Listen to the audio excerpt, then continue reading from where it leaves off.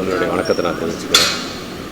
இந்த காலம்புற ஒரு செய்தித்தாளில் ஒரு செய்தி சம்பந்தமாக உங்கள்கிட்ட பேச வேண்டும் என்ற ஆசை. குறிப்பாக அந்த செய்தித்தாளை நான் படிக்கிறதுக்கு முன்னாடி நான் மாண்பு தமிழ்நாட்டு முதலமைச்சர் படித்து அடுத்த நிமிஷம் தொலைபேசியில் தொடர்பு கொண்டு செய்தித்தாளை பார்த்தாயா என்று கேட்டார்கள். உடனடியாக அதை வாங்கி அதை படிக்கும் பொழுது தான் சிபிஎஸ்சி சார்ந்திருக்கின்ற பிள்ளைகளுக்கு இந்த ஆண்டிலேருந்து 5ஆம் வகுப்பு 8ஆம் வகுப்பு அந்த பிள்ளைங்க ஃபெயில் ஆனாங்க என்று சொன்னால் அவங்க மீண்டும் அதே வகுப்பிலே தான் படிக்க வேண்டும் என்கின்ற என்இபி தேசிய கல்விக் கொள்கை என்ன சொல்லுதோ அந்த சரத்தை அமல்படுத்த போவதாக ஒரு செய்தியை பார்த்தோம். இன்றைக்கு அந்த செய்தியின் காரணமாக எதுக்காக தான் தமிழ்நாடு முதலமைச்சர் தொடர்ந்து வலியுறுத்தி கொண்டிருக்கிறது, ஏன் தேசிய கல்விக் கொள்கையை நாங்கள் ஏற்றுக்கொள்ள மாட்டேங்கின்றோம், அதில் இருக்கின்ற கிளாஸஸ்லாம் என்னென்ன சொல்லுது என்பதை நாங்கள் தொடர்ந்து வலியுறுத்தி 2019 டிராஃப்ட் வெர்ஷனில் இருக்கும்பொழுதே தமிழ்நாட்டு முதலமைச்சர் ஏற்றுக்கொள்ளாமல் சொன்ன பொழுது தான் உங்களுக்கே தெரியும், கொரோனா காலத்தில் அவசரமாக இன்றைக்கி அதுக்கு ஒப்புதல் தரப்பட்டு இன்றைக்கி அதை படிப்படியாக நடைமுறைப்படுத்த வேண்டும் என்று அவர்கள் இன்றைக்கி துடித்துக் கொண்டிருக்கின்றார்கள். மீண்டும் நம்முடைய பத்திரிகை துறை ஊடகத்துறை சார்ந்த நண்பர்களுக்காக சொல்கிறேன், ஏதோ திமுக பிள்ளைங்களுக்காக இதை நாங்கள் பேசலை. பாரதிய ஜனதாவை சார்ந்திக்கின்ற பிள்ளைகளாக இருந்தாலும், அதிமுகவை சார்ந்திக்கின்ற பிள்ளைகளாக இருந்தாலும், பொது உடைமை இயக்கத்தை சார்ந்திக்கின்ற பிள்ளைகளாக இருந்தாலும், விடுதலை சிறுத்தைகள் கட்சியை சார்ந்திக்கின்ற பிள்ளைகளாக இருந்தாலும், மறுமலர்ச்சி திராவிட முன்னேற்ற கழகத்தை சார்ந்திக்கின்ற பிள்ளைகளாக இருந்தாலும், அந்த அனைத்து பிள்ளைகளுக்காகவும் தான் சேர்த்து நாங்கள் பேசுகின்றோம். ஒரு இயக்கத்திற்காக ஒரு கட்சிக்காக பேசவில்லை, ஒட்டுமொத்தமாக மாணவ சமுதாயத்திற்காக.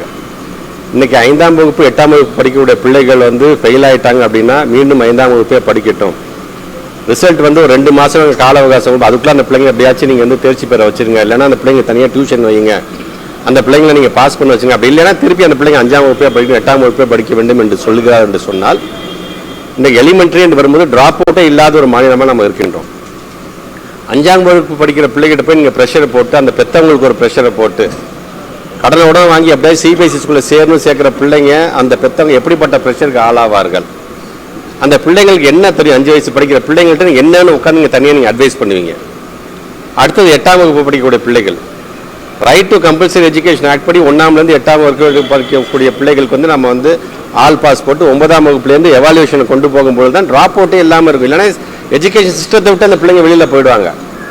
அதை ஒன்று தான் நம்முடைய மாண்பு தமிழ்நாட்டு முதலமைச்சர் அனைத்து பிள்ளைகளுக்காக, அனைத்து மாணவர்களுக்காக இதை எதிர்த்து கொண்டே இருக்கும் என்று சொல்லும் பொழுது இன்றைக்கி படிப்படியாக இன்றைக்கி இதுக்கான இந்த பணியை இன்றைக்கி அவங்க தொடங்கிட்டாங்க.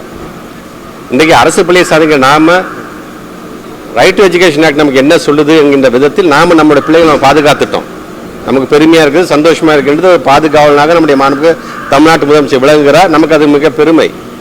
ஆனால் சிபிஎஸ்சி படிக்கிற அந்த பிள்ளைகளும் இதே மாநிலத்தில் இருக்கின்ற பெற்றவங்க, இதே மாநிலத்தில் உழைக்கக்கூடிய பெற்றவங்களுக்கு பிறந்த பிள்ளைங்க தான் அங்கே படிக்கிறார்கள். ஆனால் அவர்களுக்கு என்று இன்றைக்கி ஒரு தனி சட்டமாக இதை மாற்றுகின்ற, அதில் இருக்கின்ற கிளாஸஸை மாற்றி இல்லை இந்த பிள்ளைங்க 5ஆவது ஃபெயில் தான் என்று சொல்லும் பொழுது அப்போ ட்ராப் அவுட் எவ்வளோ தூரம் அதை அதிகப்படுத்தும் என்று நீங்கள் உணர்ந்து கொள்ளுங்கள். ஆக அந்த பிள்ளைங்கள் சொல்கிற பெற்றவங்க சொல்கிறேன் நான், தயவுசெய்து பிள்ளைகளுடைய எதிர்காலத்தில் தேசிய கல்விக் கொள்கை விளையாடும் போது தயவுசெய்து எதிர்ப்பு குரல்னாச்சும் தெரிவிங்க. நீங்கள் இது எப்படிங்க ஏற்றுக்கொள்ள முடியும்? என் பிள்ளை 5ஆவதுல ஃபெயில் ஆகிடுச்சுன்னா அந்த பிள்ளையோட ஒரு வருஷத்துக்கு படிப்பு என்னாவும் எதிர்காலம் என்னாவும் தயவுசெய்து கேள்வி கேளுங்கள். அப்படி கேள்விகள் கேட்க போதுதான் மாண்பு தமிழ்நாட்டு முதலமைச்சருடைய கரத்தை வலுப்படுத்துகிற விதமாக இருக்கும்.